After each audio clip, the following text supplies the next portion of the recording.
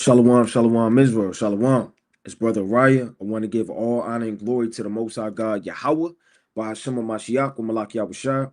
Another strong shalom to all of the mighty brothers that go out there and labor on the highways and byways, making their body living sacrifice in the rain, the tumults, the demons, the uprises, the uproars out there standing 10 toes down for the name of the Lord.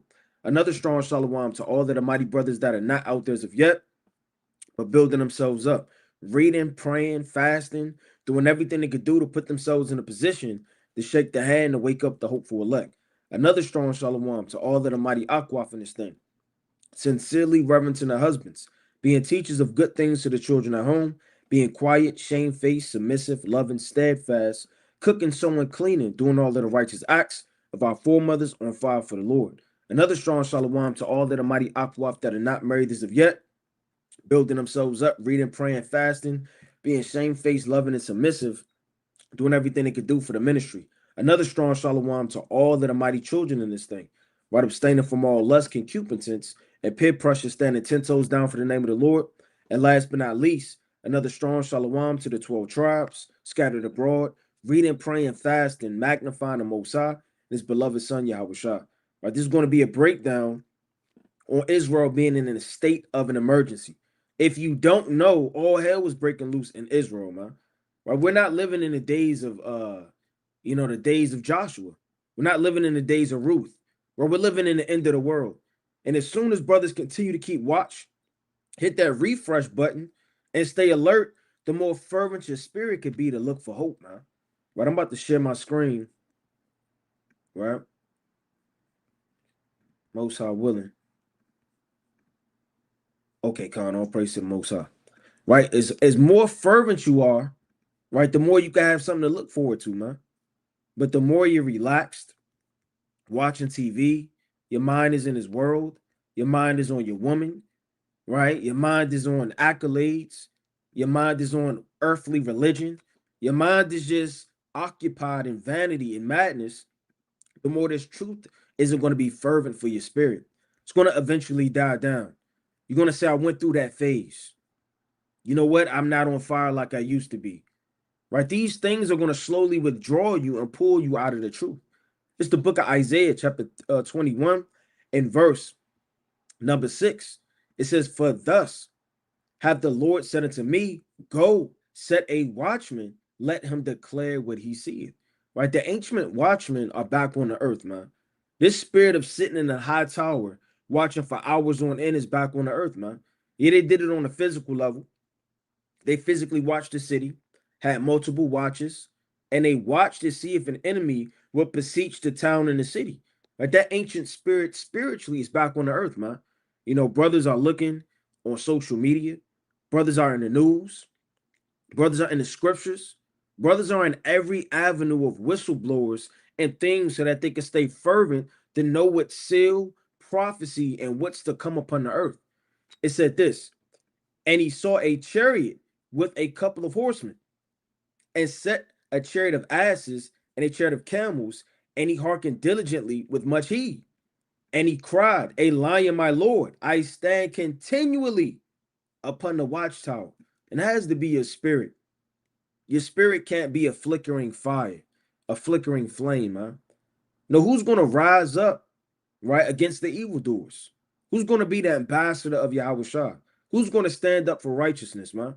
Who's going to deny their flesh, this world, the vanity they're in, to make their face a stone, like Isaiah, a flint, man, right? To do this work and to stand tall for Yahweh Shem Yahweh Shah, man. Stand 10 toes down in this truth. No matter what's going on in your family, your life, financial, this can't deter or stop you from watching. You got certain people, man, they'll park all the way, half a block away, walk up a hill, get there, then walk up another 10 flights of steps, sit in the nosebleeds just to watch the game, man. Because they're a fervent, addicted addict to watch sports. You have certain people that really want to see the stats. You have to really want this truth, man. And wanting it isn't, just reading. Wanting it isn't praying. This has to be your lifestyle. The lifestyle of the watchman, he denied himself. Where everybody else was drinking, getting drunk, having fun, relaxing, right? Dancing during mirth, the things that they were doing, he had to be sober. He had to keep watch. His mind had to always be upon, right, without to see what was going to befall. Set in the daytime, and I am set in my ward whole nights. Let's get the mighty book of Second Esdras. Let's get Second Esdras chapter 9. It's Second Esdras chapter 9 in verse number 1. It said, he answered me then and said, measure thou the time diligently in itself. So you're commanded to keep watch. The Lord told you that in Revelation chapter 3 and verse 2. It says, measure thou the time diligently in itself. And when thou seest part of the signs pass. So you're supposed to watch the times, knowing the prophecies. You're commanded to. And this book is only written to the elect. So if you're just trying to figure out, why the brothers go into prophecy so much, why, I mean, there are 1,000 other things to talk about. Why are you pushing the end of the world so much? Because that's what the Lord is pushing. That's the spirit of the Lord, man. That's the spirit of the elect. See, Ezra always wanted to know about the end of the world. He always asked questions. How much more time is it on the earth? When are these events coming to pass? Hurry up and save us. It says, which I have told thee before. Then thou shalt understand that it is the very same time wherein the highest will begin to visit the world which he made. See, a lot of brothers may look at this precept, visit the world, talking about World War III. See, when you measure the time diligently, you understand when the Lord is visiting the earth with famines. You understand the Lord is visiting the earth with fire. You understand the Lord is visiting the earth, with all of these politics, these policies being passed, right? So-called Donald Trump issuing up all of these legislative bills that he's trying to pass. These are the signs and the times of the Lord shifting and moving the earth. If you didn't know, it says, therefore, when thou shalt be seen earthquakes and uproars of the people in the world. You have uproars of the people right now. Pakistan and India, that's uproars of the people. You have Russia, America, that's uproars of the people, right? Hey, Israel just bombed Yemen. Yemen is on fire right now, literally fervently on fire as Israel's on fire. These are the upreaks, so like the earthquakes, the uproars, and all of the tumults of the nations, man. This is what the Lord is talking about in Second Esdras, the 9th chapter. You don't have to wait 50 years, 10 years, 12 months to think that a bomb is going to hit for you to wake up out of sleep to see that the Lord is in the earth now. Okay, now it's time to wake up. You dust your garment off and you throw it on, man. No, the Lord's already in the earth, visiting the earth. It says, then thou shalt well understand that the Most High spake of those things from the days that were before thee, even from the beginning. So from the time that the ancient prophets, Jeremiah, Ezekiel, Daniel, Ezra, these men have spoken about these things, and we're living them out.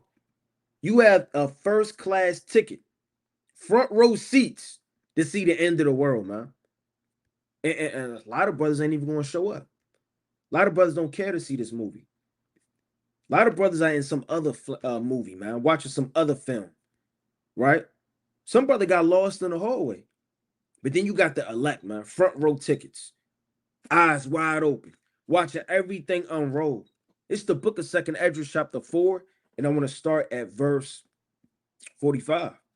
Shew me then whether there be more to come than is past. And that's the question we all want to know, man. When is the seals going to unlock to where the trumpets are going to blow? When are the trumpets going to blow towards the 7th and we can finally be delivered out of the hand of our enemies? It says, or more past than is to come. Whether what is past, I know. I know about Abraham, Isaac, Jacob, Noah. I know about Ezekiel. I know about these men. But what is for to come, I know not. And he said unto me, stand up upon the right side, and I shall expound the similitude unto you. So I stood, and I saw, and behold, an hot burning oven passed before me. And it happened that when the flame was gone by, I looked, and behold, the smoke remained still. So the Lord is giving a similitude, right? Because the Lord is never going to plainly tell you things. It's always going to expound in it in a riddle, in a similitude, in an allegory, in a mystery. says, after this, there passed before me a water cloud, and sent down much rain with a storm. And when the storm rain passed, right, the drops remained still. Then said he unto me, consider with thyself as the rain is more than the drops. Meaning, consider how much the abundant rain falls down than the individual drops of the tumult of rain. It says, as the fire is greater than the smoke. See, the fire burns violently. It's more vicious than the smoke that comes out of it. But the drops and the smoke remain behind. So the quantity which is passed did more exceed. So the Lord is saying, from the time that we're on the earth right now, the world and the events and the things that have happened are already more of the earth than the time we have to live from now on out. This was from the time of Ezra, man, 400 something BC. From that time until now, we have to be living right in the 11th hour, man. 11 o'clock, you know, 11:59, 11:58, 11:55, man. We're living in the end of the world, and these things that are happening, the Lord is showing you by events. See, the Lord speaketh once, yea, twice, right? Let me get this quick precept. Let's go to the mighty book, right, of Job, right? And then we're going to dive into it. It's the mighty book of Job, right? Chapter 33, in verse number 14. And it reads, it says, for Yahweh speaketh once, yea, twice. Yeah, the once, yea, twice is not always by a prophet or by a dream. It could be the events on the earth. Look at the eclipses. Look at the blood moons. Look at these things that are happening. The bow, you understand? World War III rumors. Rumors of wars gearing up. The Lord speaketh once, yea, twice. The Lord is showing you over and over. By prophets, you understand? By signs and wonders of the times, you understand? By social media, by news reports, by the scriptures. The Lord is speaking, but yet man can't perceive. Why? Because man is in a deep sleep. The reason you don't see the things that are prevalently right in front of you is because what? You're in a deep sleep. And a lot of brothers are in a deep sleep, man. Right? Let me get this quick precept. And I'm going to come back to that. Let's get the mighty book of Psalms, chapter 13. It's Psalm chapter 13 and verse number 3. It says, consider and hear me, O Lord my God, lighten mine eyes, lest I sleep the sleep of death. And a lot of brothers are sleeping the sleep of death. They're getting worried, they're falling away, they're getting drowsy. They're not really fervently watching as they should and on fire like they used to be, man.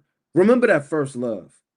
Remember the curiosity you had of this truth when you didn't know the breakdowns, when you didn't know fully what you know now of Yahweh Shem Yahushua, when you haven't really discovered all of the camps, when you didn't have a notebook, a journal, when all you had was your tabs of your computer, right, pulled up. All you had was curiosity, a fervent spirit, and a mind to figure out the truth, right? Let me pull this up. Now, if you didn't know, right, Israel declares national emergency as wildfires, right, force evacuations. So these things are forcing people out of their homes. So the Lord is judging Amalek, man, at a very high level. And the Lord is judging that land because the rightful people that's supposed to inhabit that land aren't in that land. And it's always going to be war, like they say, man. I even heard that when I was a child before I came into this truth, right? No peace in the Middle East. And I never really understood what that was even talking about. Why is there so much commotion about the Middle East? Why are the Philistines fighting over the land? Why is Amalek fighting over the land? Why are we rising up to take our land? Why are the Yemen? You understand? They're saying it's their land. Gaza, off the Gaza Strip. Why is everybody Hamas? Everybody's warring up, fighting, and it's so much bloodshed, commotions, rumors, fire, and war going on in Israel. Right, let me get this quick precept. Let's get the mighty book of Deuteronomy. And a lot of brothers are still shocked and really don't know why these things are happening. This is Deuteronomy chapter 33 in verse number 7. And this is the blessing of Judah, right? Let me get this quick. Salaki, bear with me. Matter of fact, I'm gonna get Psalms. Proverbs, that's what I want. This is the mighty book of Proverbs, chapter 3, in verse, see what I want. Number 33. The curse of the Lord is in the house of the wicked, but he blesseth the habitation of the just. So the Lord said that curse, and what is the curse, man? All the curses that fell upon us is now going to rest in the house of the wicked. Our land was burned with fire. Our gates were burned. Our children were dashed with pieces. We fled out of our houses. We fled out of our lands, man, during the Babylonian exile, where they stood on the other side saying, race it, even to the foundations thereof. So now the Lord is shifting the spirit of the earth to have the same things that befell us befall these heathens. Right? This is right, the Guardian.com. It says Israel declares national emergency as wildfires force evacuations. And I'm gonna play this. The place is literally on fire. Cars on fire, trees on fire, smoke heavily in the air, helicopters at a vast rate flying to and fro, trying to maintain this fire. Hundreds of people, thousands of people in the streets. Jobs are at risk. The Lord is judging, right, Israel, right, and not the people, but the land. And look at this: people wearing gas masks, climbing the walls. All hell was breaking loose.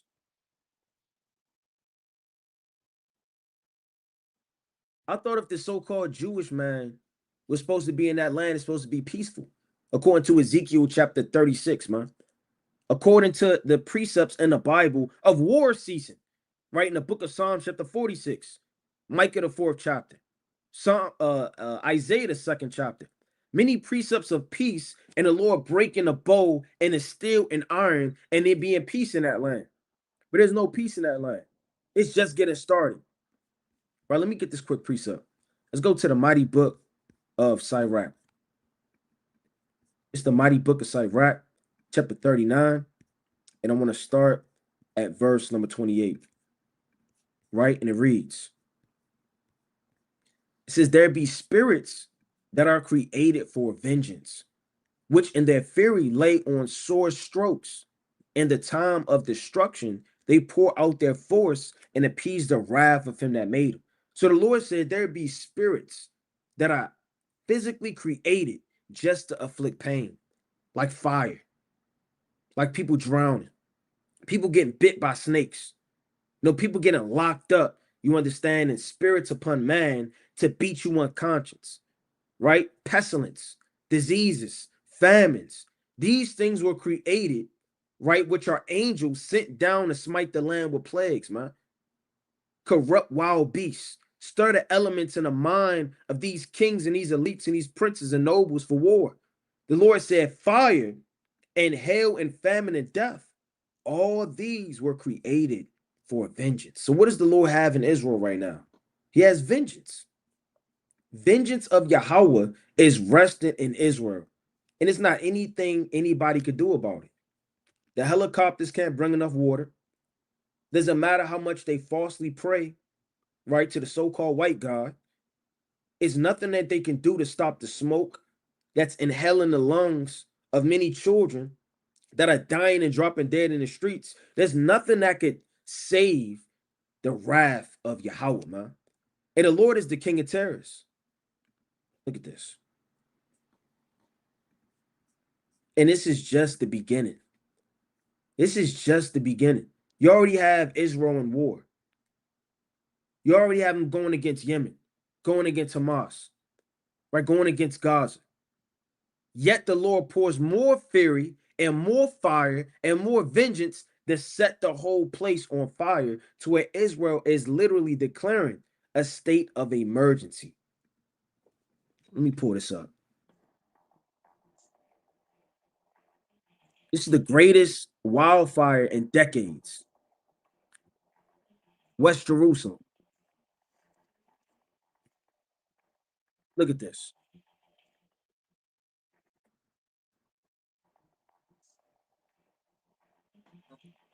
I mean, imagine driving on the highway and seeing this, man.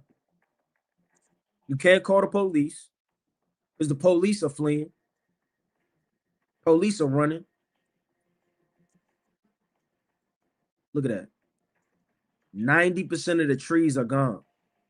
So in 1948, they planted those trees to make their colony.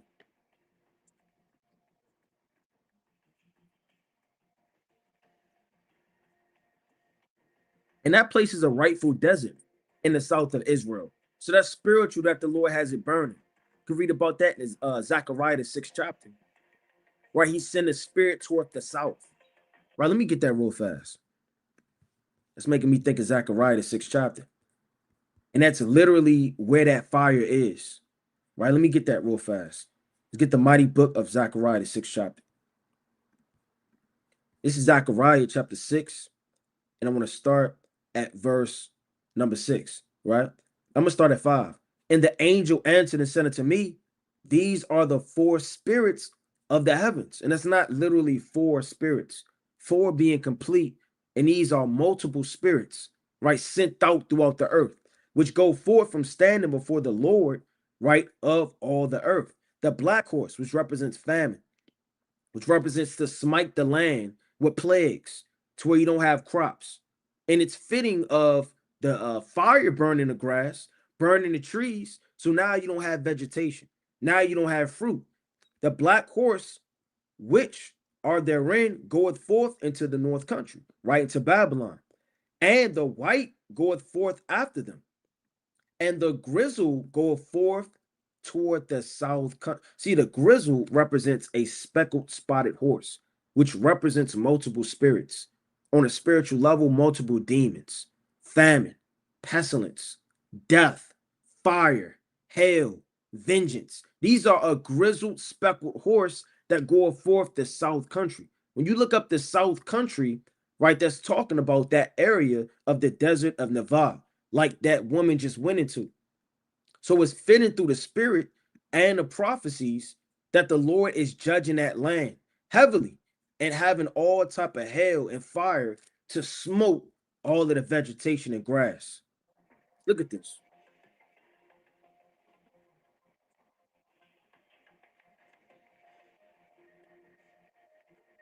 And they're going to eventually run out of water.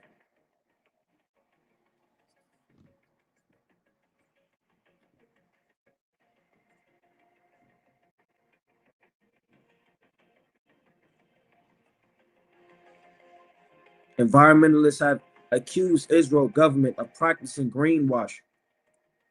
So, I mean, look at the whole land. The whole land is being taken right before your eyes. See, that wasn't really a land that brought forth a lot of vegetation as it was. See, it said they planted trees. I don't know if brothers can hear this woman talking, but they planted trees because they knew how Israel was a desert place, that the Most High wasn't dealing with Israel, the land. So they had to put vegetation. They put life there. Remember during a Babylonian exile and captivity, right? Those beasts, they fled and they left the land. Right? Let me get that real fast. So, I mean, judgment in Israel and judgment of a land, it takes the beast and the life and the vegetation out of it. Let's go to Jeremiah. Let's go to Jeremiah chapter 9. It's Jeremiah chapter 9 and verse number 10. It says, for the mountains will I take up a weeping and wailing, meaning judgment. And for the habitations of the wilderness, a lamentation. And that's exactly what's going on in Israel. Yeah, this was the Babylonian exile and captivity, but nevertheless, these scriptures are double to that, which is because they are burnt up so that none can pass through them. So, what was our judgment? Our judgment was having our land burnt. Our judgment that was nobody passing through. That's why the curses falling upon these heathen are so spiritual. You have to have eyes to see and watching what's going on in Israel right now, watching the bombs. See, when we went off, what did the Lord do to us, man? He set every adversary against us. We fought against the Palestinians in the Bible. We fought against Amalek in the Bible. We fought against the 5 nations that the Lord spoke about in Deuteronomy, the 7th chapter, man. The Hivites, the Jebusites. right? The Amorites, all of these different nations. The Lord sent them against us. And the Lord sent out an adversary against Solomon, man, right? In the book of First Kings, the 11th chapter, right? Esau. The Lord sends adversaries against his people when they go off. But what's going on in the last days? Everybody's going against Israel. Everybody hates Israel. These are the curses that the Heavenly Father has placed on us, now being placed on them. It says this: neither can men hear the voice of the cattle. Both the fowl of the heavens and the beasts are fled, they are gone.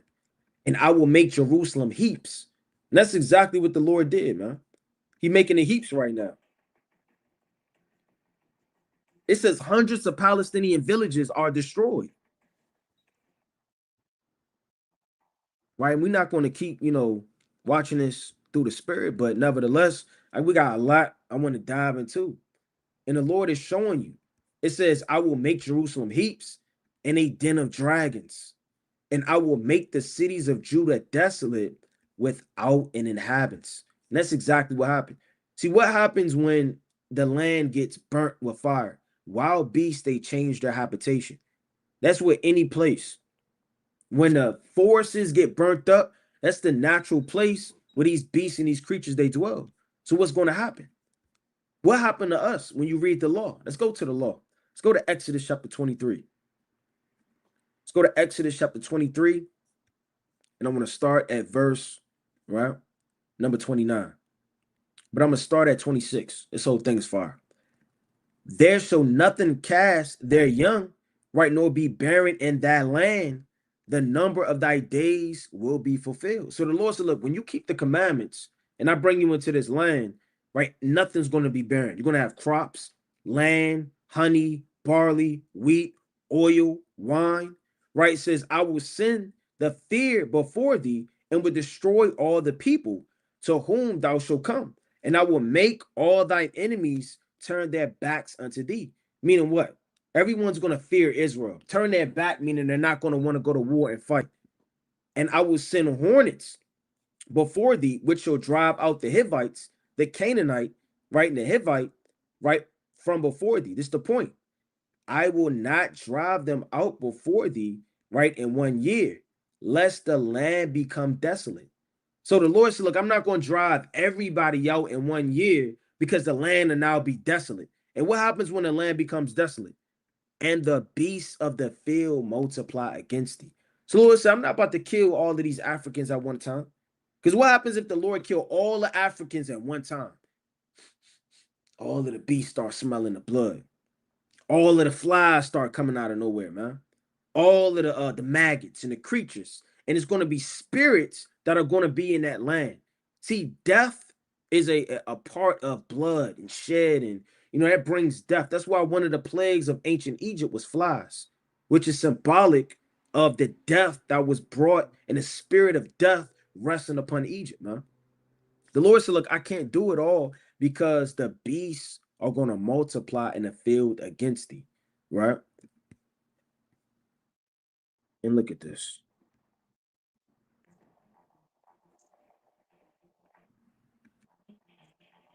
right? So everything's in shambles.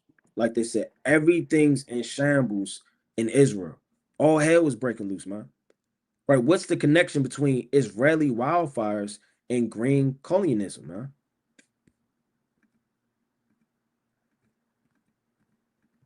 Right? Let me get this and look at this. Israel fires largely controlled after mass evacuations. And look at him, man. He has nowhere to go. You know what he is now? A vagabond. And that's the spirit of Esau. Esau is a natural vagabond. See, when you go into the history of Esau, what did they used to call themselves? The nomadic people.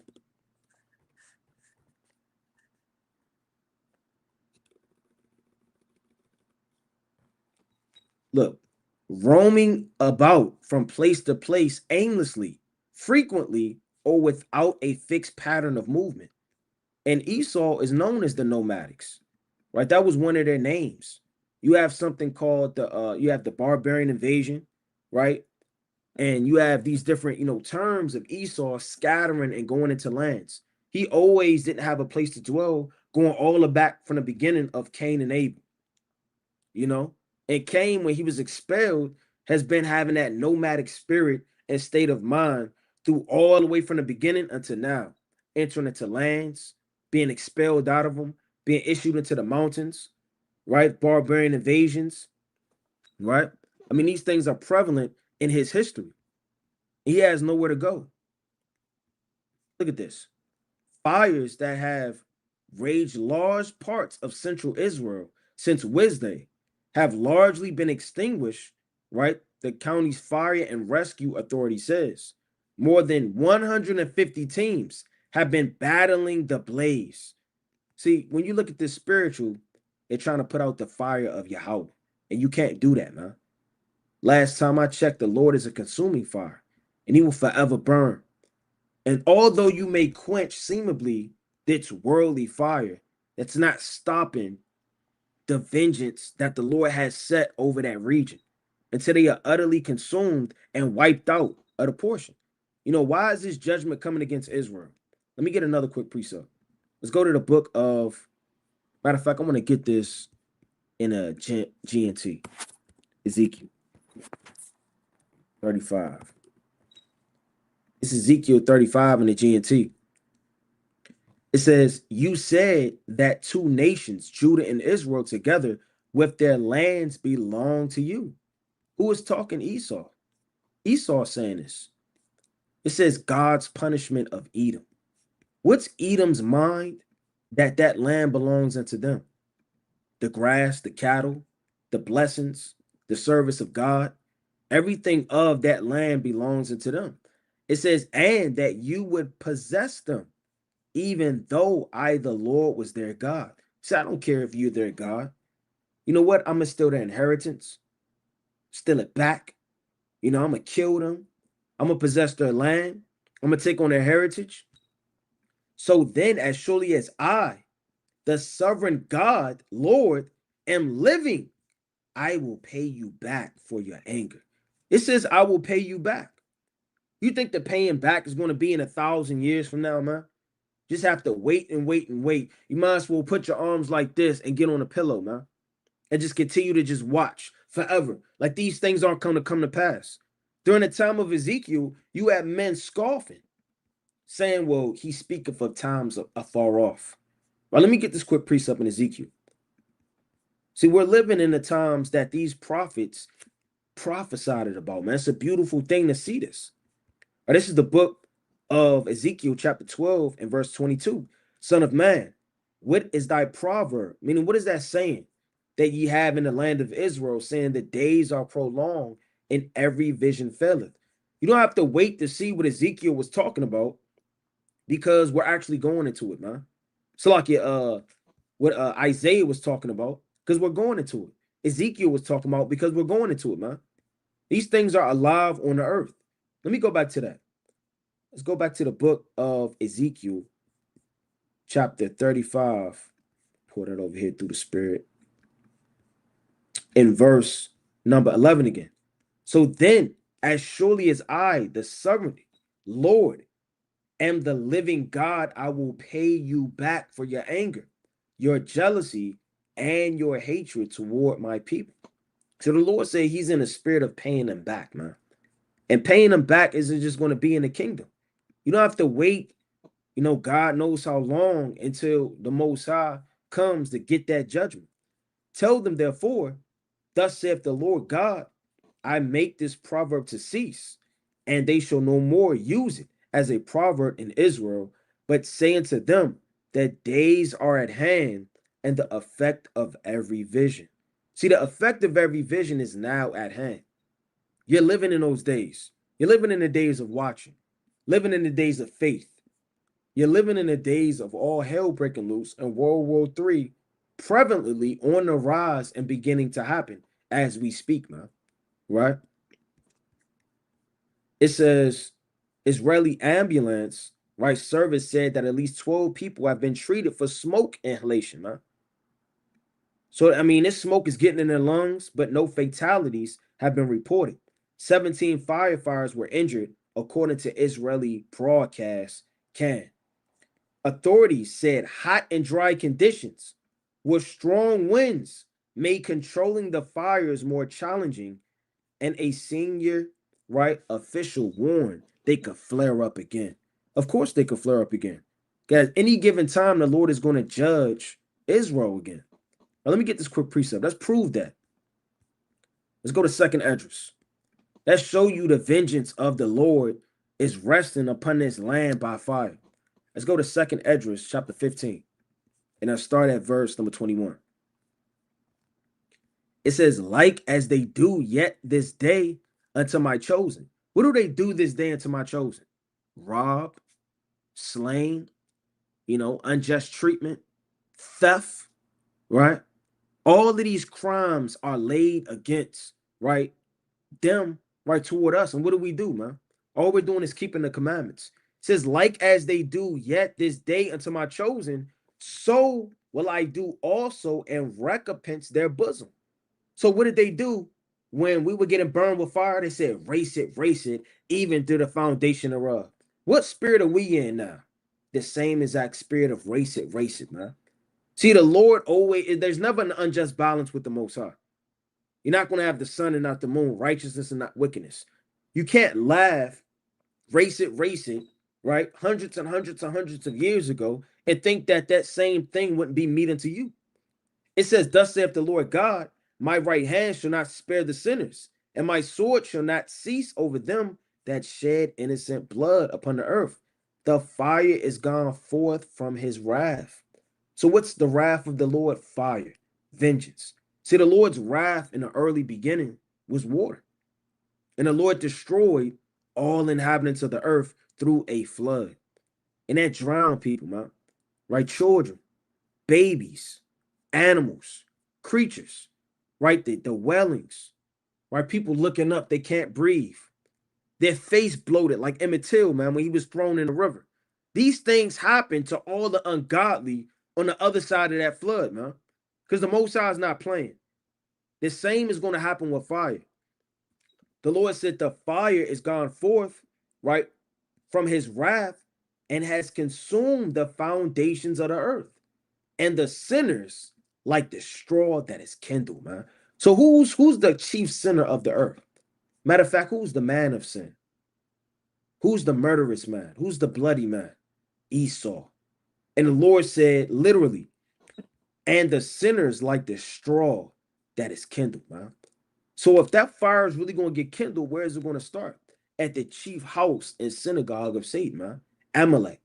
The Lord is judging this earth. Let me get let's get the classic. Let's go to the law. Let's go to Deuteronomy chapter 25. This is Deuteronomy chapter 25 in verse number 17. Right? And it reads, it says, remember what Amalek did unto thee by the way. And that's a commandment. Remember. Remember the things that have happened. See, a lot of Jake did too quick to forgive. Why are you so angry? Why are y'all so upset? Live peaceably with all men. It's okay to have a couple of friends. You don't have to hate. All of those type of spirits of Israelites are going to be destroyed because they can't recognize who their enemy is, man. The most dangerous thing of somebody in our nation is not knowing what side they're on, man. It's one of the most dangerous things you could do is give the enemy a pass. See, what happens when you give them a pass? You have treacherous. What happened to Saul and Doeg the Edomite in 1 Samuel 22 and 22? Right, let's get it real fast. Right, he slew all of the priests. You let somebody in, you give a little water, room to passage, and all hell was going to break loose. It says, and David said unto Abiathar, I knew it that day when Doeg the Edomite was there. I mean, I knew it, man. I knew it. That he would surely tell Saul, man. I knew he was going to be a devil. Have occasioned the death, right, of the person, right, of thy father's house. He says, abide thou with me, fear not, For he that seeketh thy life, but with me thou shalt be in safe regard. So David said, look, I knew in that day that my chief enemy was going to tell Saul, because he knew through the spirit who his enemy was. It says, when you were come forth out of Egypt, right, they withstood us in the wilderness, how he met thee by the way, and smote the hind parts of thee, even all that were feeble behind thee, when thou was faint and weary, and he feared not Yahweh. So this man doesn't fear the Most High. This is what the Lord talks about a hypocrite in the Bible. They act a certain way as godly, wearing their tzitzits, right? So-called fringes that they think they're wearing, and all walking like as if they're the synagogue, but they're the chief hypocrite, man. And the chief hypocrite is going to be judged according to the Bible, right? That's for you, wicked Jake, but most definitely talking about Esau. Let's go to Job chapter 5. This is Job chapter 5 in verse, right, number 2. It says, for wrath killeth the foolish man, meaning his wrathful devices have led him unto destruction. And envy slayeth the silly one. What does envy mean? When you want something that someone else has, when you're jealous of another person. And they've been jealous of us ever since we got that birthright, man. It shall slay the silly one. What is silly without understanding? I have seen the foolish take root. Who is the foolish? Esau. But suddenly I cursed his habitation. What is his habitation right now? Israel. This is his habitation. The Lord says, suddenly I'm going to curse his habitation. And all the things that you see is a curse. Look at this: bullet wounds, bullets, spray paint, war. And all of this is really stemming from 1948 all the way out, man. It wasn't like this in 1948. I mean, look what has happened in so little of years. Think what's going to happen in the next, God forbid we're here, but 10 years, 5 years.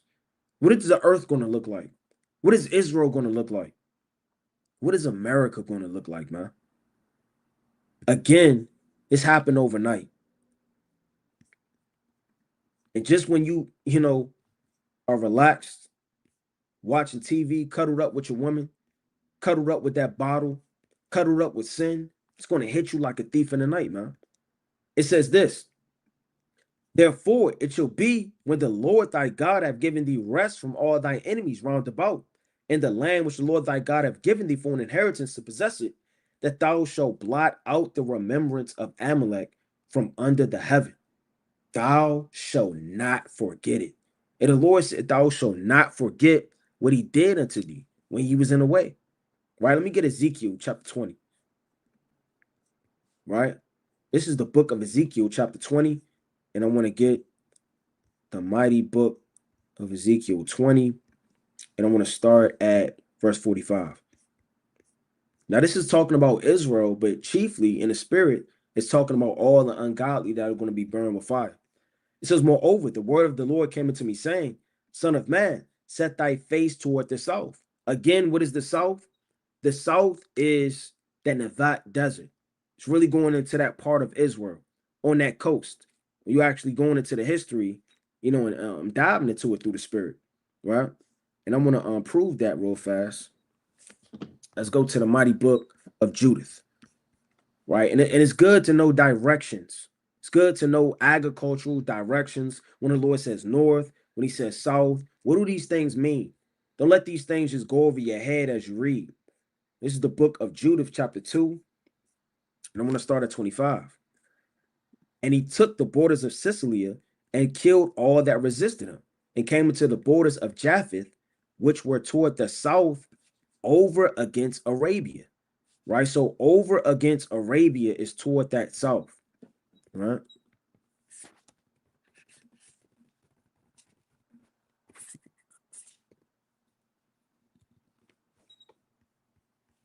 A desert land, right? And that's spiritual.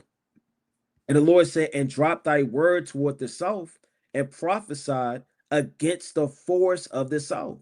And that's prophecy, man. You know, this is on a physical level, and look how it looks on a physical level. The Lord said, prophesied against this region. Dry it all up, man, with fire. And look how it looks now. But how much more on a spiritual level as these things physically come to pass? The Lord's going to dry up this earth, man. And there's not going to be any green grass left but the elect, which are the trees of Yahweh, man. It says, prophesied against the forest of the south field, and say to the forest of the south, hear the word of the Lord. Thus saith the Lord God, behold, I will kindle a fire in thee, and it shall devour every green tree in thee. Now, every green tree, man is likened unto trees, grass, vegetation, right? Crops. The Lord said it's going to devour every green tree in thee, and every dry tree, the flaming flame shall not be quenched, and all faces from the south to the north shall be burnt therein. So the Lord said he's going to judge from the north all the way to the south and burn up every green tree. And all flesh shall see that I, the Lord, have kindled it. And that's the spirit and days that we're in right now. All flesh are seeing what's going on. All flesh is seeing that the Lord is drying up Israel, blowing up Israel, bombing Israel, death threats to Israel. Israel declares a 48-hour emergency alert. Sirens are going off. Airing sirens. All hell is breaking loose, man. Children aren't in school. People aren't going to work. You can't work in an environment like that. Let this be in so-called America in your city. Detroit, LA, Pennsylvania, right? DC, right? New York City, whatever the case may be, and it blows up all of the streets. Can't go to the grocery store. And that's what they living in. Let's go to the mighty book of Isaiah. Matter of fact, let's go to Psalms chapter 46. This Psalms chapter 46, and I want to start at verse number 6. The heathen raged, the kingdoms were moved. He uttered his voice, the earth melted. The Lord of hosts is with us. The God of Jacob is our refuge, Selah. Come, behold the works of the Lord, what desolations he hath made in the earth. So this is another spirit of keeping watch. It says, come, behold, meaning you're commanded to watch. See these things. What's going on in the earth, man? Come, behold the desolations. These are things you pray to the Lord. You understand, all praise to the Most High that these things are happening. But it also puts a spirit of fear on you, man, to know that the Most High isn't playing. Not a fear that overthrows your faith, but a fear to wake you up, man. And if a bomb drop out of nowhere, you should immediately think World War III, vengeance, how about Shem Yahushai, mercy, all praise. You start fearing, and that the Most High, you enter into that rest in his pavilion and his refuge. You understand? Under his feathers. This should be a wake-up call for a lot of you jakes, man. And it's mercy that the Most High is having this in other places instead of your city right now, so that you could get a bird's eye view of what's coming to your city, man. It says, let me read that again. It says, come and behold the works of the Lord, right? What desolations he hath made in the earth. And he's making desolations, man. Destroying all the inhabitants thereof, right? And I wanted to make a quick segue because I wanted to go inside of the underground bunkers. If you don't know, Esau is coming out plainly and talking about all of the money that the U.S. is spending, trillions and trillions and trillions of dollars to build secret underground bunkers. This is the economy times. This isn't a random site. These are newspapers. This is what's in the news today. We were in the 40s and the 50s, and the paper boy was outside, and the milkman and the dog is barking, and all hell was breaking loose. And you're in the 70s, and somebody's roller skating like it's his roll bounce with his headphones on, and he's on his way to school. You would see that smack hit your doorstep. You would open it up, and you would see exactly what's going on in the earth today. But now, people don't read newspapers. All people are doing is watching social media, right? Women show their behinds. Men fight one another, niggatry, and all manner of bread and circus. Nobody's really keeping watch on really what's going on in the earth on a deeper level. It says U.S. spends 21 trillion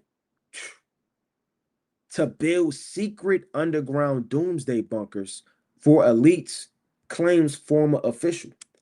And this is real news. You know, you can look this up right now. This isn't something somebody's making up. A former Bush administrative official, right, a whistleblower, has made startlingly claims. And this is a woman, right? This woman came out and she actually went on I don't think I have it pulled up. Okay, I do. There you go, right here. US built underground city for rich to survive doomdays, claims ex-official. This is India today. Even India knows what's going on, man. It'd be a shame for the East Indian creep, that ashy dotted head East Indian, wicked banjo playing, red dot having, white man hair, brown skinned man to know exactly what's going on, and you don't in your own so-called, cities. Let me get this real fast.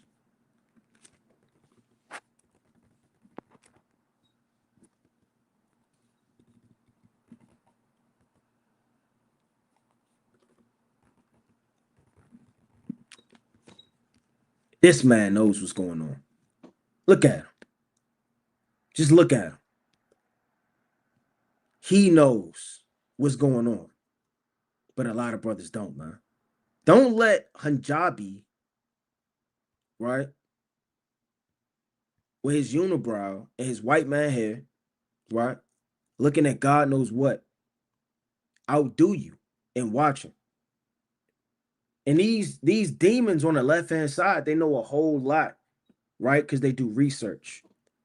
They're in doomsday. They're in the clocks. They're in these things, man. Punjabi isn't just behind the counter, right? Let me get this real fast. Let me go back to it. Former Bush administrative, right, official has made startlingly claims alleging that the United States government has built, right, extensive underground network of bunkers, right? And she really put them on blast because there's something called My Missing Money. Let me see. My Missing Money.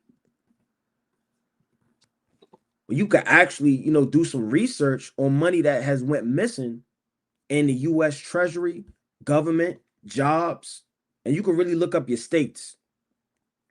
Say you from Alabama or you from Texas. You click Texas, business name, you search it up. You kind of, do some research on some missing money, claims, right? Unclaimed property. You could kind of dive into that. And she exposed them, right, on their missing money and things that have came up missing in the U.S. Treasury. Now, when you really ask yourself, who's checking the U.S. Treasury, man? When your taxes get sucked up in this cloud out of nowhere with a white man's knapsack like Santa Claus, where does this money go? Who's in charge and printing the money? Who's watching him? Who's watching the man that's watching the cameras that's watching him, man? See, this whole world is corrupt. They can print money and tell you that they're in debt. So that the way they're moving in the spirit of deceit and wickedness is at an all-time high. It says former assistant secretary of the housing of urban development, Catherine Austin Fitz, alleged that 21 trillion, and I wouldn't be surprised if she come up missing, in taxpayer funds. This is what we're paying, man. Were funded into this clandestine project between 1998 and 2015. So while you're paying, hard-earned taxes, you working, breaking your back, all hell was breaking loose, and they're taking that money and they're using taxpayer dollars to fund underground bunkers, man. It says worth 21 trillion. The bunkers, right, as the official said, were constructed from 1998 to 2015 with unauthorized spending, according to the report. And again, who's going to watch these men? How are you knowing what they're doing? Little old you can't even go inside of your boss's office when he's having a meeting, man. Here you are knocking, and they pull the blinds down, and then they go like this, man. You can't even walk inside of the office without everybody stopping and looking at you all awkward. And we have no business, and nor will we ever, to go inside of these meetings to even know what's going on. This is the secret, crafty counsels of Esau. Yeah, the number one topic in the earth when these nations come together is Israel, how to keep us in sin, but it's also how to escape, how to keep your mind occupied on bread and circus, madness and vanity, and how to funnel funds to create underground bunkers. Catherine Austin Fitts, the Secretary of Housing and Urban Development, right, from 1989 until 1990, under former President George, right, H.W. Bush, had made these claims during an interview on Tucker Carlson's broadcast. Fitts stated that the hidden funds were funneled into construction around 170 underground bases. 170. Now, if you don't know what a base is, right, that's a lot of bases. Look at this. This is a base. It's just one of them. Now, a base, see if I can get a better picture. Look at this. This is a base, right? They have bathrooms, kitchens, swimming pools, cars, right? I don't know a lot of you brothers what you do for work. You know, brothers may be delivery drivers, brothers may work for the government, brothers may, whatever the case may be, work in retail, whatever you do, if you're delivering or you're going, working on certain bases and different things like that, when you actually dive and go into these bases, because I've been inside of it, right, and work, right? All praise to the Most High, made it out of there, right? They got Targets in there, they got Walmarts in there. You don't even have to leave this base. You can live on this base, man. Swimming pools, women, men, children, dog park. I seen a dog park in the base, right? Parking lots. I mean, anything you would have on the outside world, they have inside of this base. Bars, right? Buffalo Wild Wings, clubs, music, anything you want is right here. This is one base. It's at 100, if I'm not mistaken, it's 70. Let me go back to that. 170 underground bases across the US. She added that some of these bunkers are located beneath the ocean. You wondering why they're doing all of these research and doing all of this work, right, for these bridges, right? And she's saying these things are beneath the ocean. Independent reporting, right? I mean, this is getting real. A lot of this stuff is really coming to pass, in the scriptures. Now she said these things are beneath the ocean. Whether that's the truth or not, only the Most High knoweth. I wouldn't be surprised, right, if these things were actually going on. But nevertheless, what we can prove, I want to get this real fast. This is literally a website where you can get an underground bunker made. And these things are starting to be more prevalent as the days and the years fashion on. Now check this out. Look at this. Luxury bunkers. There's wine in there, a TV. Let me go back to it. Got an accent wall, a lamp, a sofa, right? A fireplace. And then it says home in the back. It says home in the back, man. These people are buying these things. Quick and easy to install, right? People coming out and they're underground. Now, chiefly what they say when you do research is that a nuclear ICBM missile, the impact won't hit and hurt you if you're more than 50 feet under the ground.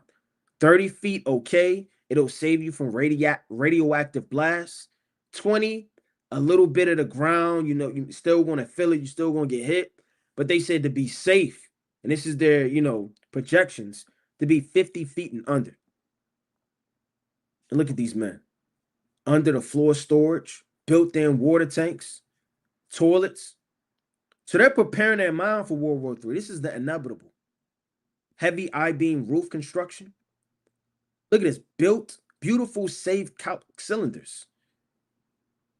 Generator for power supply. You can't make this up.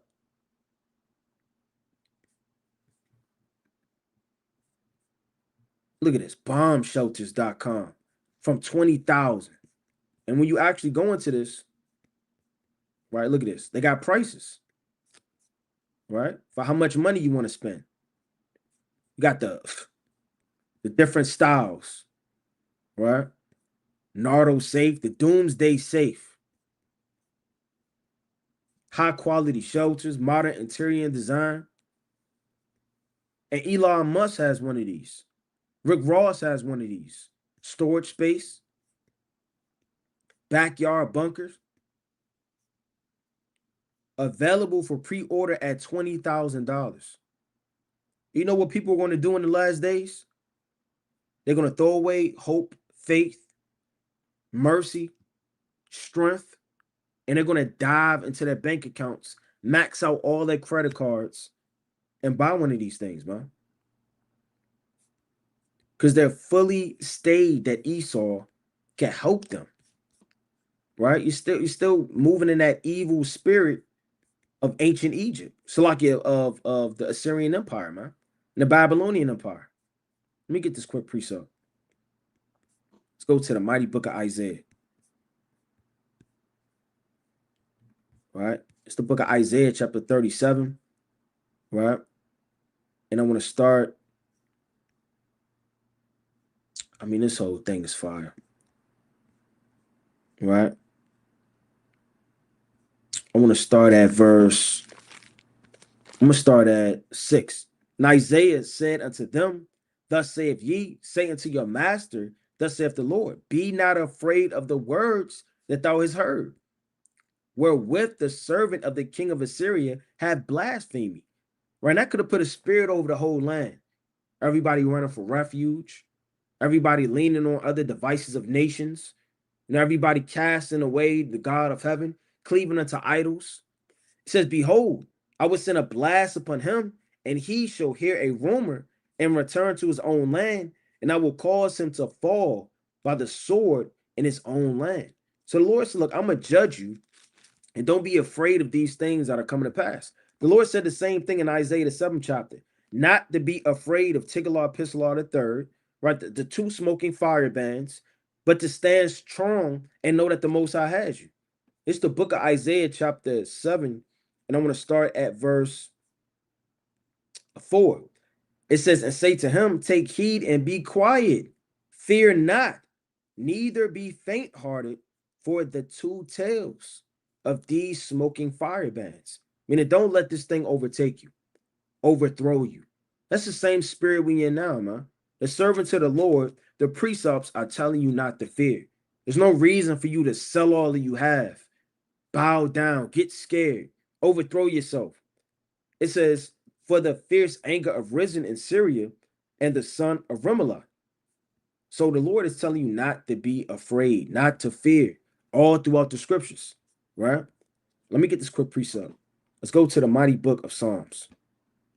And this is the spirit because these things have to happen, right? And yes, some of the elite are going to escape World War III and vengeance, right, of nuclear fire, just to be preserved for the cream crop and the chief elites to be taken into slavery, which are the kings of the earth.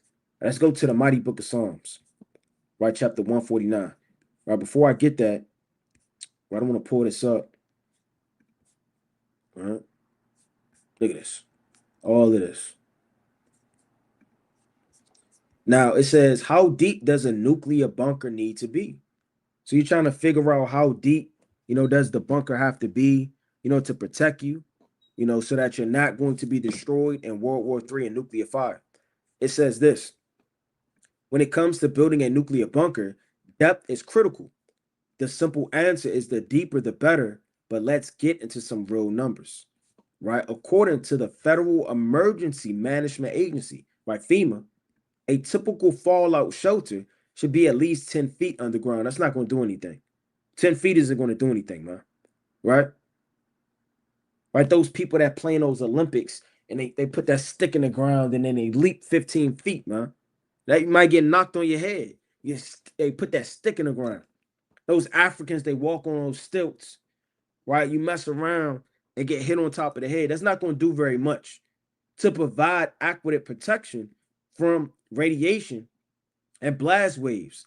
However, if you're building a bunker for long-term survival, it's recommended to go much deeper, ideally between 30 to 50 feet below ground level. Here's why. It says a minimum of 10 feet is needed to reduce the amount of radioactive, right, fallout that can penetrate through the soil.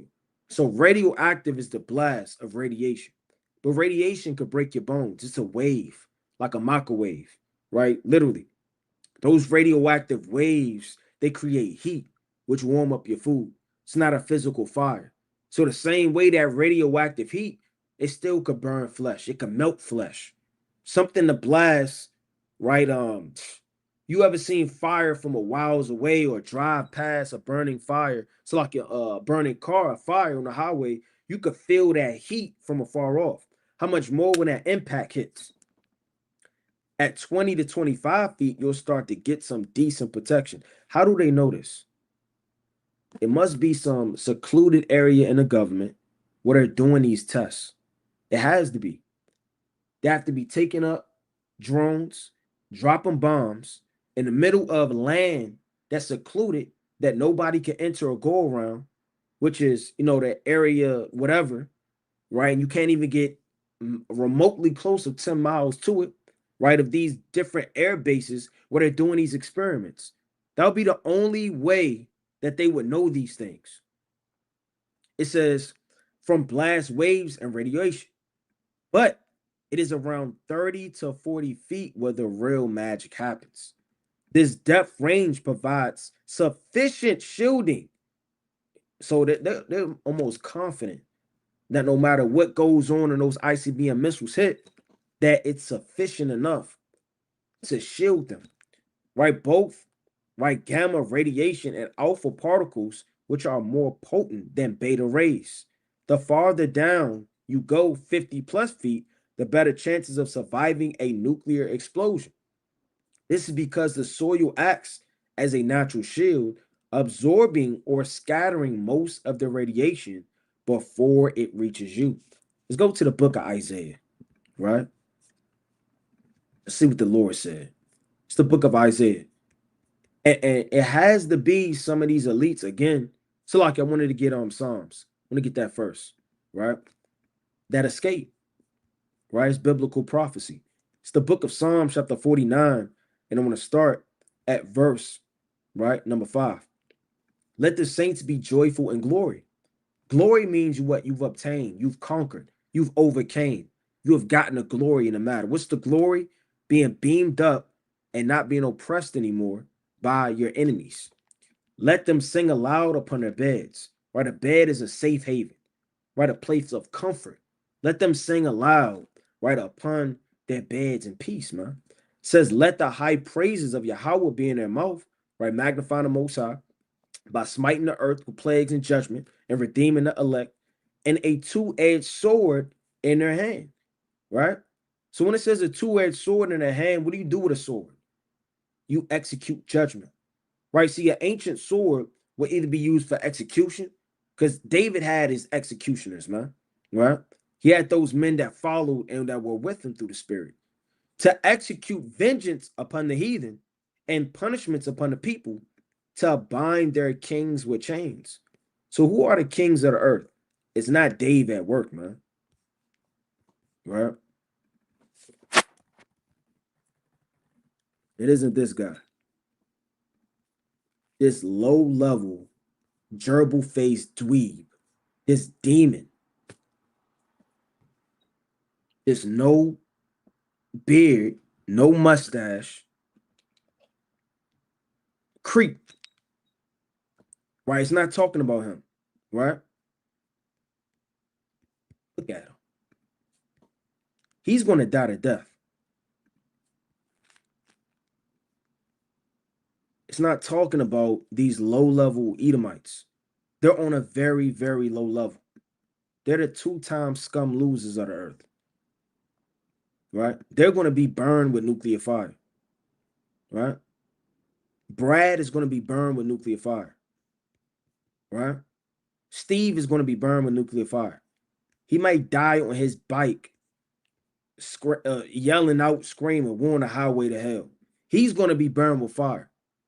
But the elites are the ones that are able to afford these $100 million bunkers that are cities, which are over 170, is all we know about, that are in diverse parts of the earth in Babylon. Deep down, I'm led to believe 100 to 200 feet down. It would have to be with oxygen tanks and different survival things to be able to survive a nuclear hit. Now, I want to get this real quick. It's this TV show called Paradise. If brothers didn't know, right? It's a show called Paradise, right? I'm not going to spoil it for brothers if brothers didn't see it, but it really goes into, like I said, I'm not going to spoil it for brothers seen it. All praise to the Most High, but essentially goes into life after the explosion of World War III, and these people are living in underground bunkers. So they so-called survived World War III, and now they're living underground in these underground bunkers as if World War III didn't happen. And I don't know if they, like a Men in Black, where they hit that little thing, and then everybody got blind and they forgot what happened. I don't know if brothers know what I'm talking about in Men in Black, where Will Smith hit that little button, and then they get flashed, and then they don't remember what happened. I don't know if that's what happened to people or what, but people don't really know what's going on. And only the elites underground know, about World War III and what happened. And there are some so-called survivors, you know, whatever the case may be. You gotta watch this thing, right? Now look at him jogging. You would think he's outside in Pennsylvania somewhere, man, in Wisconsin. He's underground in the earth. They're gonna have trees, streets. Look at, he got a suit on. He got a car.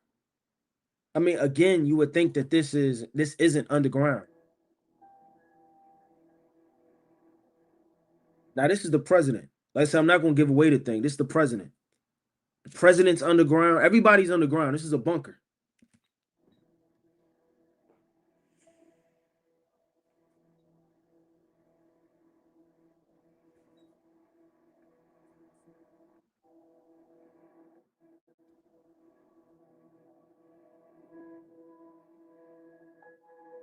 Look at this.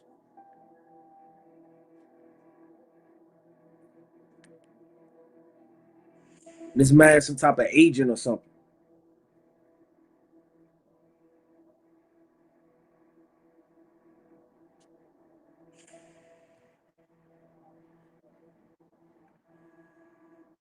So you're not gonna watch this whole thing.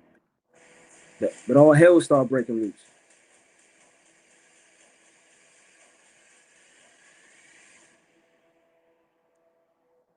I mean, you have World War Z, I Am Legend. You have all of these different movies, Book of Eli.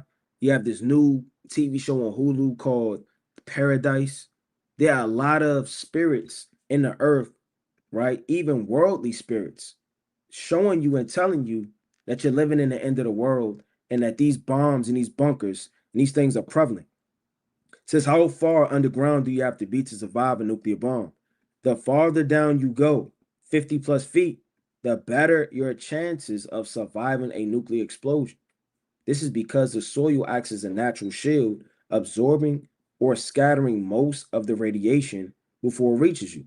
Now, this is just what they're telling the average schmo Joe, somebody that don't know anything, man, that may have saved up $50,000 of all his life, $30,000. The elite, you think they're going 50 feet down, man? They're going hundreds of feet down. They're going to be cities, trillions and trillions of dollars. If they're selling you this junk on his website for $20,000, think of the trillions the elite have. Think of the things that they're doing, right? It says to bind their kings with chains and their nobles with fetters of iron, to execute upon them the judgment written. This honor have all his saints. Why does it say his honor? Because you're going to have a military expo that's going to be mapped out for the elite. right? Let me get this quick precept. Let's go to the mighty book of Luke, chapter 19. So it's going to be an honor to be able to search out the heathen, find out the heathen, map out the heathen. And the Lord is going to give you rain, right? And natural, right? Uh spiritual power to be able to do these things. It's the book of Luke, chapter 19, and verse. I'm going to start at this whole thing is fire. Start at 16. Then came the first, saying, Lord, thy pound hath gained 10 pounds. And he said unto him, well, thou good servant, because thou hast been faithful in a very little, have thou authority over 10 cities. So this is the elite, the elect, right, having government and reign over 10 cities.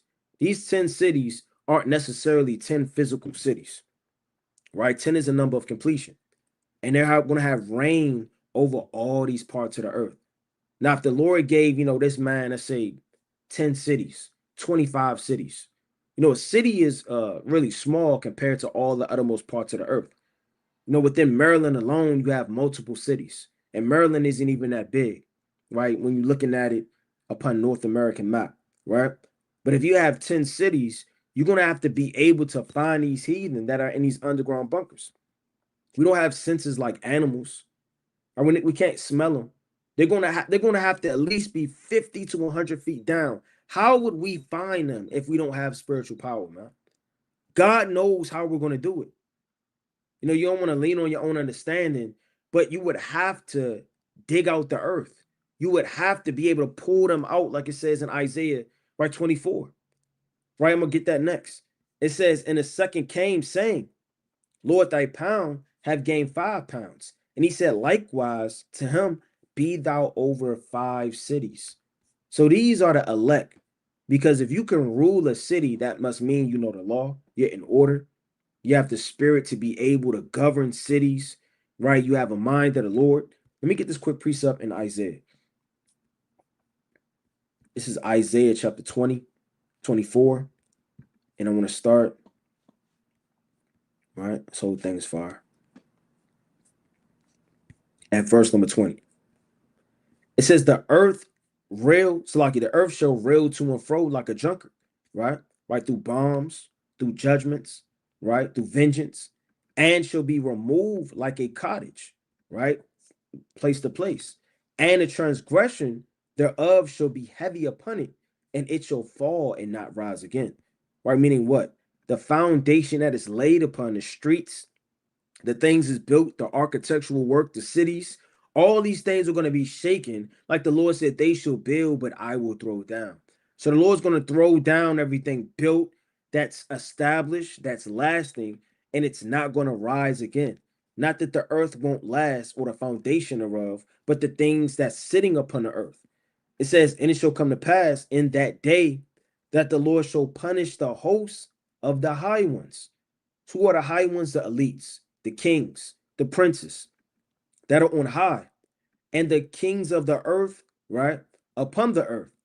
And they shall gather together as prisoners. And they shall be gathered together as prisoners. So these prisoners that are going to be gathered are the elite. How are they going to be gathered? They're going to be gathered out of pits. The Lord literally says that in this chapter. It says, and gathered in the pit. So they're going to be snatched up out of the places that they're residing. Only the Lord knoweth, whether under the ocean, right? Whether in caves high up, whether deep down, right, in underground bunkers, 50 to 200 feet down. And after many days shall be visited, right? Meaning what? They're going to be gathered together and thrown into a prison, which is a pit, likened to a slave ship, right? You can read about that in Psalms. Let me get this quick precept. So they're going to be, urinating on one another, feces, throwing up. It's going to be the same experience almost as the transatlantic slave trade as they're down in those pits. Same way we were down, right, in those ships, right? Let me get this quick precept. Let's get the book of Psalms, chapter 107 and 10. It says, such as sit in darkness in the shadow of death, being bound in affliction and iron. Again, the same curses that happen unto us are going to happen unto them. That's why it's going to play out the way it does. That's why they have to have chains on. That's why they have to be gathered in a certain fashion. We're going to have so much advanced technology that you would think that, anything could be done like that, but the Lord has it played out a certain way because it was played out to us a certain way. It says, because they rebelled against the words of God and contempt, right, the counsel of the Most High. So the Lord said, look, you're going to sit in darkness bound in iron, the same way we were. It says, then the moon shall be confounded and the sun ashamed, meaning the knowledge of this world, right? Nothing is going to be able to stop the prophecy, right? And the judgment of the Most High, right? Not your lasers, not your military, not your people, not your wise men. Everything that gives this place light, which is the light of Babylon, right? Job chapter 18 and 5, right? The light of the wicked should be put out. The light is the illuministic wickedness on the left-hand side that allures men that are lost in dark, right? Like bugs and creatures, do when they see that light. They always, revolve around it. It says, when the Lord of hosts shall reign in Mount Zion, right in Jerusalem, before his ancients gloriously. Well, let me get this quick precept in the book of Zechariah. This is Zechariah chapter 14. And I'm going to start at verse, right, number 11. And men shall dwell in it, and there shall be no more utter destruction, but Jerusalem shall safely inhabit it, right? It says, and this shall be the plague, wherewith the Lord shall smite the people that have fought against Jerusalem. Well, who fought against us? Amalek has fought against us, man. Fought against us in the wilderness, right? Has fought against us many times. Their flesh shall consume away while they stand upon their feet, right? That's the judgment, right? Nuclear warfare is going to hit this earth, radioactive, and heat is going to consume away their flesh, and their eyes shall consume, right, in their holes, and their tongue shall consume, right, away in their mouth. That's the point. And it shall come to pass in that day that a great tumult from the Lord shall be among them, and they shall lay hold every one on the hand of his neighbor, and on the hand, right, shall rise up against the hand of his neighbor, and Judah also shall fight at Jerusalem. And the wealth of all the heathen round about shall be gathered together, gold and silver, and apparel in great abundance, are those the spoils of war. And so it should be the plague of the horse and the mule and the camel and the ass, and of all the beasts that shall be in the tents as this plague. And it shall come to pass that every one that is left of all the nations. So you're going to have men that are left, preserved. Certain men are going to be preserved, right? I mean, Esau didn't kill all of the slaves. You had your chief brute one, right? That he had for fighting, right? That he had for chopping down lumber, that he had for, different diverse things. Look at the book of Job, chapter 26. It's the book of Job, right? Chapter 26, right? In verse, this whole thing is fire. It says, I'm going to start at 12. He divideth the sea with his power, and by his understanding he smiteth through the proud, right? By his spirit he hath garnished the heavens, and his hand hath formed the crooked serpent. So the Lord's hand formed Esau. He formed him as, you understand, a vessel to be hated, despised, and crooked. It says, lo, these be, so like it though, these are the parts of his ways, but how little a portion is heard of him. But the thunder of his power, who can understand? Nobody can understand the ways of the Lord.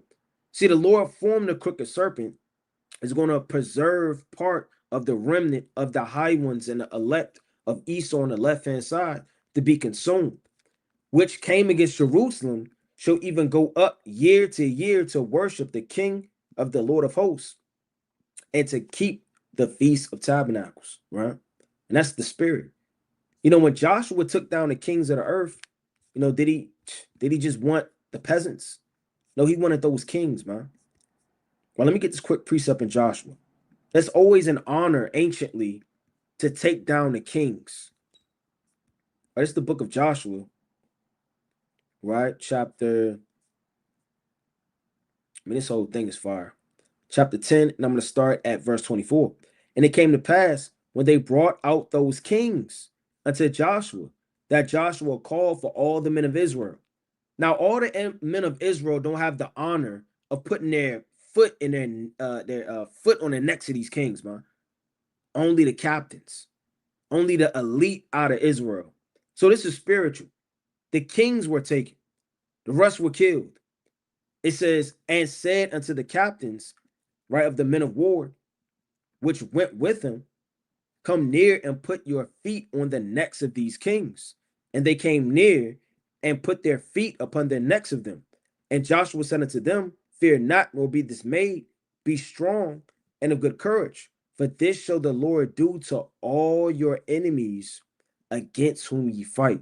That's spiritual. Who's our chief enemy? Amalek. What are we going to do? We're going to take the necks and hands of these kings. We're going to put them down. They're going to kneel before us, and we're going to put our feet upon their necks, man. We're going to tread upon them. The Lord said he shall wash his feet in the blood of the wicked. That's actually an honor, right? Let me get this quick precept in the book of Zechariah, right? This is Zechariah chapter 8, right? In verse, start at 22. It says, yea, many people and strong nations shall come to seek the Lord, right, of hosts in Jerusalem. It's not saying because they want to serve the Most High. They don't want to serve the Most High. It tells you that in the book of Micah, the 4th chapter. So all you soft Israelites that want to save all of these nations, shame on you. Shame on you for denying the words of God, first and foremost. Shame on you for turning against your own nation. And shame on you for wanting the welfare of the heathen, right? And not true vengeance. Let me get this quick precept in Micah. It's what the Lord said. It's the book of Micah. So I can bear with me. I'm looking right at it. It's the book of Micah, chapter 4, and I want to start at verse 4. But they shall sit every man under his vine, talking about in the kingdom. It's when we're brought back, redeemed, and saved. And under his fig tree, and none shall make them afraid, meaning the heathens, for the mouth of the Lord of hosts have spoken it. For all the people will walk every one in the name of his God. What does that mean? You know, all these nations, they've walked in their idols.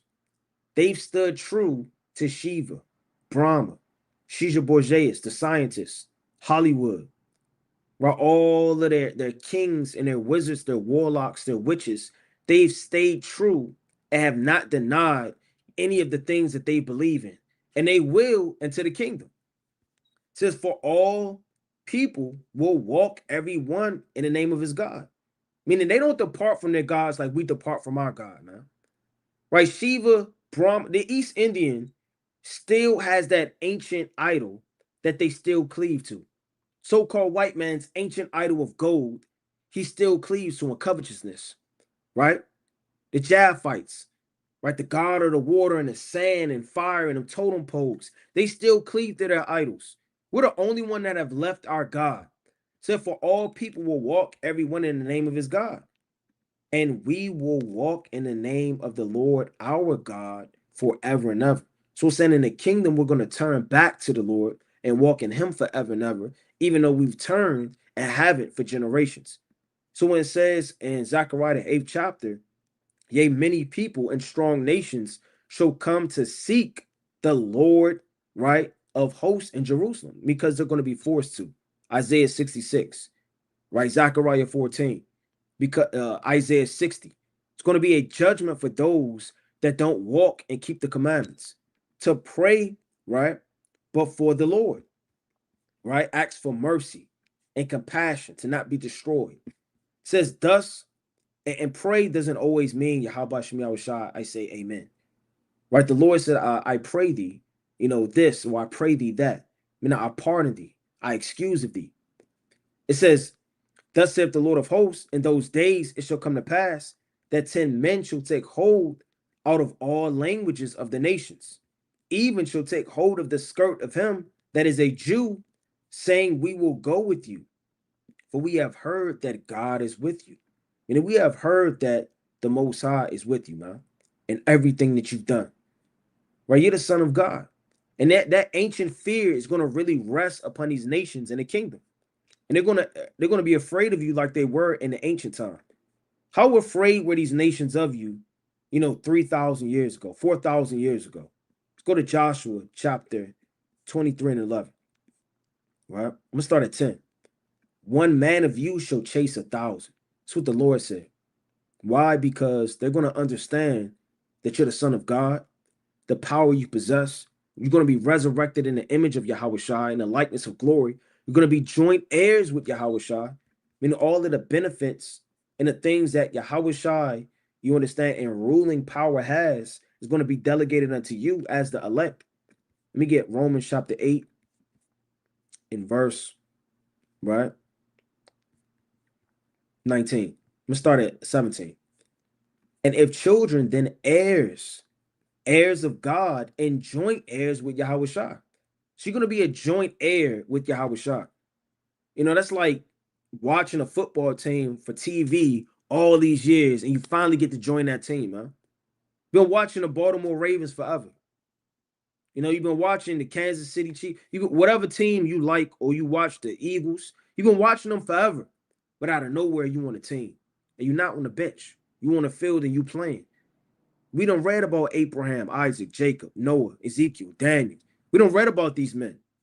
The Lord said in that day, we're going to sit at that table. We're going to eat it at supper. Psalms 23.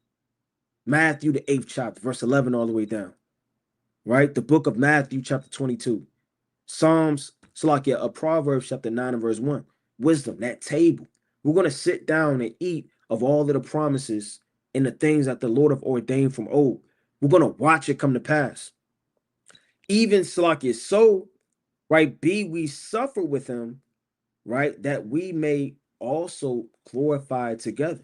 So when we glorify, so the same image of all nations mourning when they see Yahweh shine in the air and fleeing is the same spirit you're going to have upon the earth as you reign in authority. It says, for the Lord your God, he is it that fighteth for you, right, as he promised you. So that spirit of understanding war is going to come back on the earth, man. See, we don't watch war, from the hand of the heathens, man. Russia, China, India. We done seen all of these nations, they go to war. But we've never really seen us go to war in this generation. Let's go to 2nd Chronicles. Get this quick precept. 2nd Chronicles chapter 20. It's 2nd Chronicles chapter 20 and verse 14, right? And it reads, upon Jaziel, the son of Zechariah, the son of Benaniah, the son of Jerel, the son of Mattaniah, a Levite, the son of Asaph, came the Spirit of the Lord in the midst of the congregation. And he said, hearken, right, ye all Judah, and ye inhabitants of Jerusalem, and thou King Jehoshaphat. Thus saith the Lord unto you, be not afraid nor dismayed by reason of this great multitude, for the battle is not yours, but Yahweh's. That's that ancient spirit of these nations knowing that not because you have dark skin, woolly hair, right, and whatever the case may be, man, you wear gold. That's not why they fear you. But they're going to know whenever we rise up, it's that ancient spirit of our fathers when they rised up for war, because the Most High was with us. Hey, the Lord blinded men when you read the book of Maccabees, man, when Judas Maccabees went to war. And don't think that these things ain't going to happen again. The Lord blinded men. Imagine trying to fight somebody with a sword and you can't see them. How much of an advantage would you have? Would it matter how tall they are? How much experience they dwell and they have? How they are expert in war? How many battles they've wrought? None of that matters. The Lord's going to make it easy. It says, but the battle is Yahweh. Tomorrow go ye down against them. Behold, they come up by the cliff Ziph, and ye shall find them at the end of the brook before the wilderness of Jeruel. Ye shall not need to fight in this battle. That's going to be the spirit in the kingdom. Yeah, we're gonna physically, beat them, right? We're going to, tame our animals. But nevertheless, we're not going to have need to fight. When it says have need to fight, meaning train, sweat, think, worry, anxiety, these things aren't going to need to rest upon you because you're not going to lose, man. David never lost in war, man. Never got a finger chopped off. Never got a broken bone in his neck twisted, man. Never got taken on a stretcher by the men of the Lord and carried in a chariot, right, for help to see the physicians. David always wrought a victory. It says, set yourselves, right, and stand ye still and see the salvation of the Lord with you. O Judah and Jerusalem, fear not, nor be dismayed. Tomorrow go out against them, for the Lord will be with you. Let me get about two more precepts, right, before we get ready to wind down and close out. But I'm gonna drill this point in of what's going to actually be going on. This is Zechariah chapter 12. And this is us rising back up in that government seat, right, as rulers again, right? Now you're going to have the 12, which are going to be the ruling class, and above them, Yahweh Shem Yahushua. But nevertheless, you're going to have that 12. They're going to be the government of Israel. Everything of any matter is going to go to them. You're not going to be able to just walk up to Yahushua and tell Yahushua about your stubborn heathen, man. Right? Even before you get to them, you're going to have rank. You're going to have authority. You're going to have a government. You're going to have a class. That's with any kingdom. You have CEOs, general branch managers, managers, supervisors, team leads, right? All of these different things, they run a corporation or a business. The same way the kingdom is going to be run, right? But even better. Zechariah chapter 12 and verse number 2. I'm going to start at 1. The burden of the word of the Lord against Israel, saith the Lord, which stretcheth forth the heavens and layeth the foundation of the earth, the former that formed the spirit of man within him. Behold, I will make Jerusalem a cup of trembling. So the Lord said the spirit of, Israel, right, is going to be like a couple of trembling, man. When people see you, when you walk around, right now they despise you. You flee from your enemy 7 ways, man. Right? Let me get that in the law. Wonder why you so scared of Esau. And nobody gonna come out and say that they're scared of Esau, right? But look how you change your voice when he's around. Look how you're awkward and you walk a little bit different. In the back of your mind, you don't want to get fired. The back of your mind, sitting up straight when you see him at the traffic stop, right? This is essentially a curse.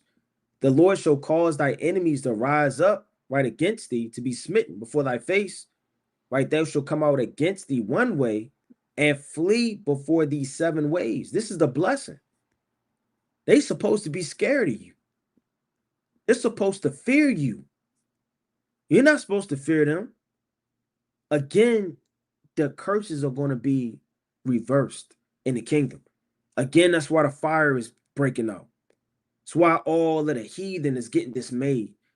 That's why the world is shifting the way it is, because it's slowly going back to shifting a kingdom within a kingdom, right? It's an uprising and sedition of one kingdom inside of another kingdom.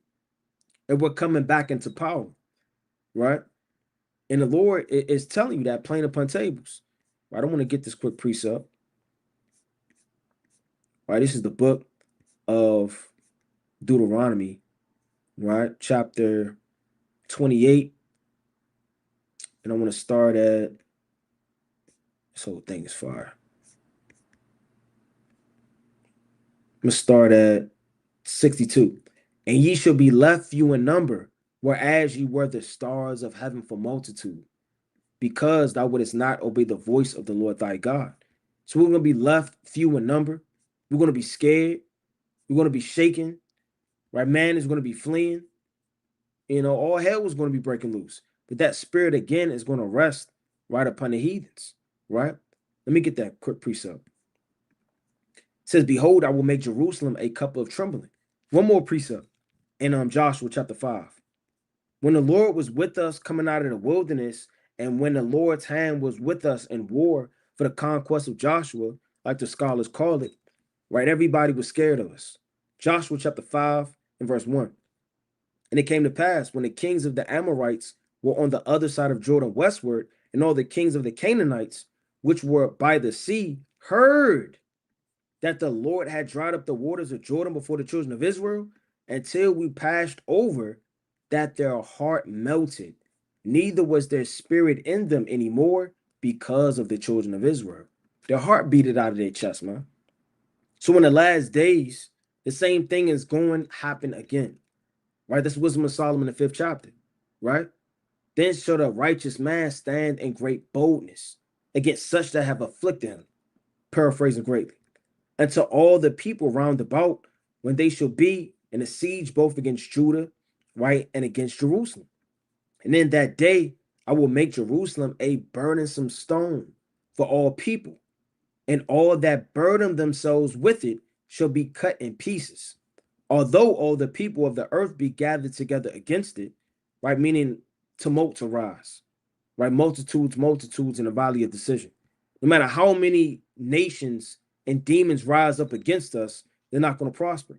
In that day, saith the Lord, I will smite every horse with astonishment, and his rider with madness, right? All of the chariots of the heathen, all their war tanks, their vehicles, their angels in the sky on the left hand, their fighter jets. And I will open mine eyes upon the house of Judah, and will smite every horse, right, and people with blindness. The same spirit that happened in the Maccabees. That's spiritual and physical, man. Right? These demons, these war angels that they got, they're going to be crashing into buildings, crashing into one another. Right? It says in Wisdom of Solomon 5 and 21, when the angels shoot a lightning bolt, right, of thunder, it will not miss his mark. It says, and the governors of Judah shall be, so like it shall say in their heart, the inhabitants of Jerusalem shall be my strength, and the Lord of hosts their God. In that day, that's the point, right? I will make the governors of Judah like an hearth of fire among the wood, and like a torch of fire as a sheaf, and they shall devour all the people round about on the right hand and on the left. And Jerusalem shall be inhabited again of her own place, even in Jerusalem. So the Lord has to burn these people with fire. Fear has to lay hold upon them, and we have to rightfully go to war for our land, the same way David did in Second Samuel chapter 5 and verse 6 all the way down. When we took the Jebusite out the land, it says, and the Lord also shall save the tents of Judah first, that the glory of the house of David and the glory of the inhabitants of Jerusalem do not magnify themselves against Judah. Right? That's Psalm chapter 76 and verse 1. And Judah is Yahweh known. So the Lord has to raise up Judah first, that the house of David and the promises, right, may be established. Right, let me get this quick precept. Right, and Judah is God known. So where does God chiefly be known in? In Judah. That's the head front, the forefront, the chief tribe. That's where Yahweh is known. So no other tribe and or northern kingdom can raise themselves over against Judah, right? We're gonna lead the war under Yahweh. In that day, right, shall the Lord defend the inhabitants of Jerusalem, and he that is feeble among them, right? And I love this precept because I mean, this feeble mentally, spiritually, physically. I mean, you could be a real feeble guy, man. Right? Let me see this.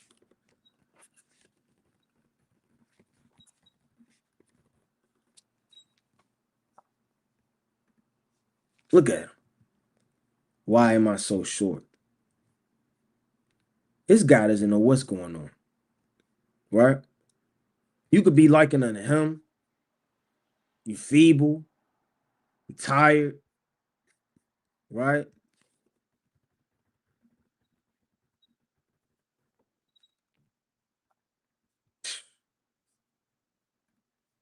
He don't know what's going on,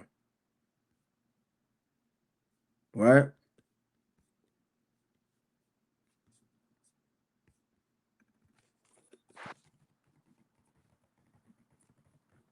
And you could be feeble, financially, spiritually, physically. You don't really have that that drive to fight. You know, a lot of brothers never been in a fight in their whole life, man. They just been picked on. They can't joan. They don't know what's going on. They're scared to use the bathroom at school. They throw a rock in the bathroom and see if it's an echo and if it's safe to use the bathroom. Right? Then they go in there and they run to the back stall, hurry up and use it. And then they dive down and they look within the stalls to see if they see any feet. If they see feet, they hop up outside the toilet and they lock the door. They unlock it, get down, and then they leave. Some people are feeble, right? They don't know how to defend themselves. They don't really know what's going on. And the Lord said, in that day, men are going to be experts of war because the Lord is going to instill into man his vengeance, right? They got certain people in the world, they could kill you just using a thumb. They know pressure points. They know tactics.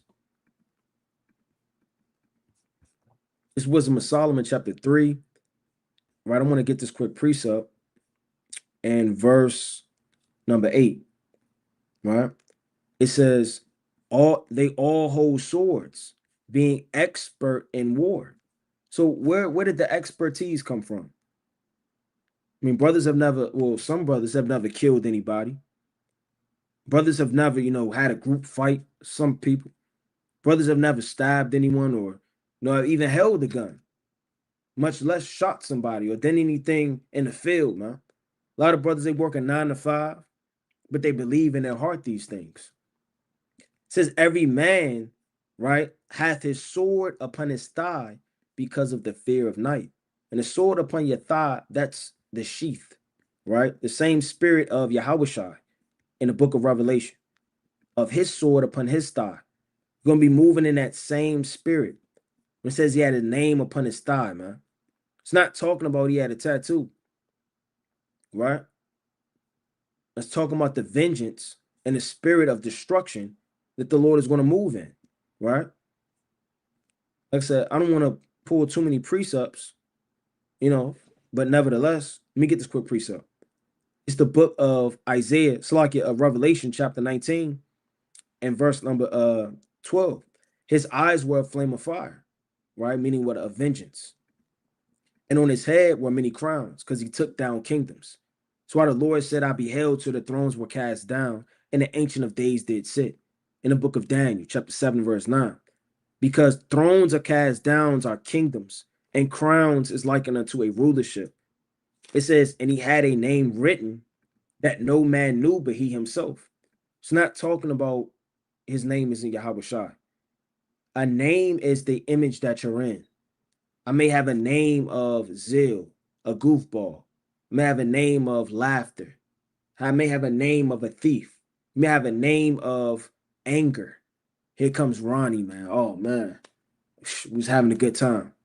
But that name that you in, it stinks. See, the name that nobody knows because nobody's seen Yahweh Shah like this. Name the time. And please don't pull 2 John. Slakia, 1 John. Slakia. John chapter 2. Man. We flipped over a table. Because your grandfather flipped over a table yesterday. And your uncle. And you flipped over a table when the Bulls lost. Name the time when you seen the sheep of all the things that are written. You never seen it. So you never seen that name in Yahweh Shah. You only seen that lamb. You seen the meek, the humble, healing the sick. So you don't perceive the name that he's going to be in because you don't know it. All you know is vengeance, destruction, bloodshed. That's only half of the matter. You haven't seen the true spirit that he's going to rest in, where it's going to be up, blood is going to be up to the horse's bridle of 200 furlongs, man. Right? It says, and he was clothed, right, with a vesture dipped in blood, and his name is called the Word of God, right? Meaning what? He is the manifestation of the prophecies in the Word made flesh, right? It says, and the armies which were in heaven followed him upon white horses, clothed in fine linen, white and clean. And out of his mouth goeth a sharp sword, that it we shall smite the nations, and he shall rule them with a rod of iron. He shall tread the winepress of the fierceness and wrath of the Almighty, right? And he had on his vesture and on his thigh a name written. Again, thigh is what? Your sheath, meaning a war instrument, a battle axe, a sword, right? These are different tools that you go to war with. So his name is on his thigh, meaning of war, that really no one knows. All we do know of this name is that he's the King of Kings and the Lord of Lords. I mean, he's taken down every kingdom, every rulership, Russia, China, East India, all of Asia, all of these European powers. He's taking them down. That's the name he's coming in, man. It says King of Kings because, yeah, they may be kings. We just read, we're taking down the kings of the earth. He's the King of Kings, Joshua 22 and 22, and Lord of Lords. So this is the spirit of vengeance the Lord's moving in the latter days of the earth. Right? Let me get this quick precept before I bring out this closing precept. It's the book of 2 Thessalonians, right? Chapter 2 and verse number 2. It says, I'm going to start at 1. Now we beseech you, brethren, by the coming of our Lord Yahushua, and by our gathering together unto him, that ye be not soon shaken in mind. Right? These are vengeful days, that we're living in through the spirit. But nevertheless, right, we can't be soon shaken in mind. We can't be overthrown. Brothers can't be fearful and scared. The Lord said all the unfaithful shall die in their unfaithfulness, man. And that's a cut to me and you watching, man. Because if at any time your fear becomes something that you live and breathe, you have denied the faith. Let me get this quick precept. It's the book of 2nd Ezra, chapter 15, right? In verse number 3. Fear not the imaginations against thee. And we have no idea the imaginations that's truly set against us, man. All we know is what's in the scriptures. Now, do we have every single account written, right, that's in the scriptures? No. All we have is what actually happened that the Lord wanted to show us. How many other wars did Judas Maccabees do that it talks about that are not written? How many miracles did the Lord do? Like you read about, even if the books could not even contain all of the miracles and things written of Yahushua. We have no idea the mind of the enemy and the nations that are going to be set against us in the last days. Brothers are going to be fearful, tucking in their fringes, and really not in his truth. A lot of people are going to fall out the truth in the last days. Let's mark the 4th chapter. Immediately when persecution ariseth, they are offended. That's going to be a lot of you brothers and sisters in the last days, not the discouragement, but it's prophecy. God forbid it's not true or me. It says, fear not the imaginations against thee. Let not the incredulity of them that trouble thee, that speak against thee. For all the unfaithful shall die in their unfaithfulness. So everybody unfaithful, what does it mean unfaithful, man? Does that mean you didn't show up to work on time? You were late for your job interview? Right? You burned the cookies. You weren't faithful in watching the timer and the tick because you fell asleep. What are you faithful in? The refuge, pavilion, and protection that the Lord is going to rest and have the elect in, hidden, like it says in Psalms 91 in the last days. If you're fearful and that fear overrides you and it now becomes a panic spirit, you don't know what to do, who to go to, you're going to eventually cleave unto Egypt. Its protection, its chariots, right? That's the book of Isaiah, chapter 31, man. That's the spirit of Israel. That's how you know these spirits of Israel are going to be back on the earth. Let me get this quick precept. I know I'm holding like 3 precepts and a closing precept, but let me get Isaiah chapter 31 real fast. And the Lord told you, right? This is the book of Isaiah 31 and 2. Woe to them that go down to Egypt for help. It's not talking about government assistance, right? And using wisdom if you can use it. Use the world and not abuse the world. If you're going down to Egypt for help, you have denied the protection of Yahweh Shem Yahushua. A lot of people are going to join the army. the Navy SEALs, right? A lot of people are going to join these army bases. A lot of people are going to go down for Egypt for help and stay on horses and trust in chariots because they are many. And there was nothing like the Egyptian army. You can read about that all throughout the scriptures. They had a vast army. And in horses because they are very strong. But they look not unto the Holy One of Israel, neither seek the Lord. So the Lord said, look, I'm not dealing with those type of men. Those type of men can't be helped because their faith and their love and their hope resides in mortal flesh. The Lord said, blessed be he that maketh not flesh his arm. Right in the book of Jeremiah, chapter 17 and verse 5. Shall die in their unfaithfulness. Right? Let me get this quick precept. Let me go back to it. It's the book of 2 Thessalonians 2 and 2. That ye be not soon shaken in mind, or be troubled, neither by spirit, nor by word, nor by letter, as from us, as the day of Yahushua is at hand. So he had a lot of men in Thessalonica. Why is he saying this? Because Thessalonica was a church where they lacked a lot of faith. That's why he's saying that to be soon shaken in mind. Because these men lacked an abundance of faith when you go into the spirit of the church of Thessalonica. Let me get a precept to prove that. Right? Right? That's the spirit of these Thessalonians, man. Right? This is the book of 1 Thessalonians 3, right? In verse, this whole thing is fire. 2. And sent Timotheus, our brother and minister of Yahweh and our fellow laborer in the gospel of Christ, to establish you and comfort you concerning your faith. So this church wasn't there with the faith, man. It was all over the place. And they were fearful. They could easily be affrighted. That's why Paul, through his mercy and knowledge and understanding the church, said, don't be soon shaking the hand. Because what I'm about to reveal to you is deep. And it can have a lot of men to lose hope, man. Right? Jumping down to the point. Right? Verse 9. I'm going to start at 8.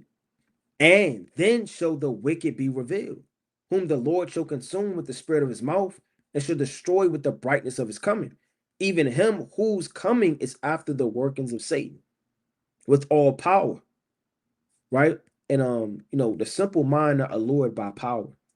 Power, stimulates a wicked man. Oh, this person is famous. Oh, this person has money. Did you see that rocket? Did you see this plane? You see that drone? You seen all of this power? See, all power is something women they crave after. They want a man with power, right? And the power of this beast, a lot of simple, they allure to it, man.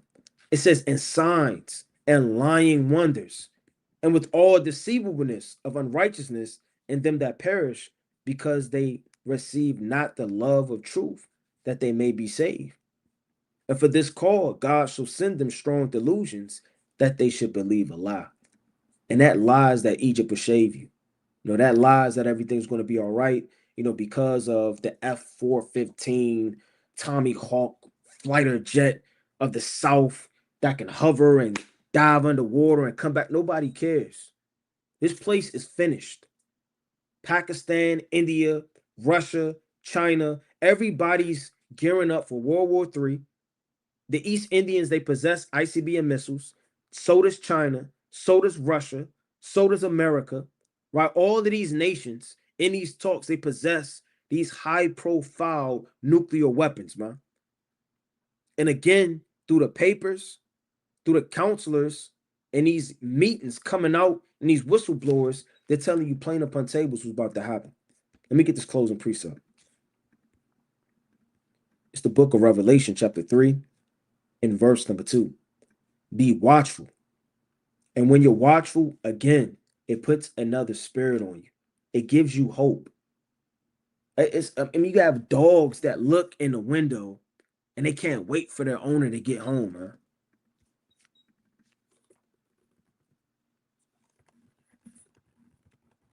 They can't wait for their owner to get home.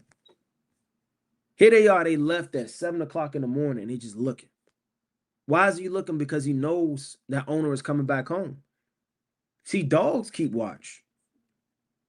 Yeah, somebody twinkling in the bushes, a twig snap, a car go past. Here you got a dog on the watch, man. Don't let these beasts and these mortal creatures outwatch you, man. For brothers that don't know, I may do a whole cold cut of whistleblowers, links. I think I did it before, but most high willing I could do it again, right? And just show you if you don't know how to watch, what to watch for, what to research and look into, man. Right? You have to know that your master is coming, right? Let me go back to it. It says, be watchful and strengthen the things which remain that are ready to die. And you all know what's ready to die on you, man. Could be your brotherly love, your kindness, your mercy, your marriage, right? The friendships that you have. You haven't seen brothers in a while and that's kind of dying off. You become strangers, right? Your lack of diligence, slothfulness. Every man has to literally examine himself to a T. The Lord said, know ye not yourselves. For I have not found thy works perfect before Yahweh. Remember therefore how thou hast received and heard. You know what this goes into? All of the acts of Yahweh. From you waking up to this truth, to you perceiving the dreams that you had, you understanding prophecy. The Lord said, remember, right, how thou hast received and heard. Because if you forget, you could be overmastered by what? By sorcery, by lying wonders, by deceit. It says, and hold fast and repent. If therefore thou shalt not watch, I will come on thee as a thief, and thou shalt not know what hour I will come upon thee. And no man knows the hour the Lord is going to return, not even the Lord himself, but only Yahweh only. So with that being said, now is the time to gear it up, to go on fire, man. Put the cares and the troubles of this world in the past, man. These mortal things that are bothering you, leave it alone, man. It's clouding your mind. You know what that is? That's something that Satan is using to keep your mind off of prophecy. Prophecy is to foretell the future. And if you can't see where you're going, you're going to fall into a pit. So Most High willing, this was edifying. I want to give all honor and glory to the Most High God, Yahweh, by Hashem Mashiach, Malak Yahushua. Shalom.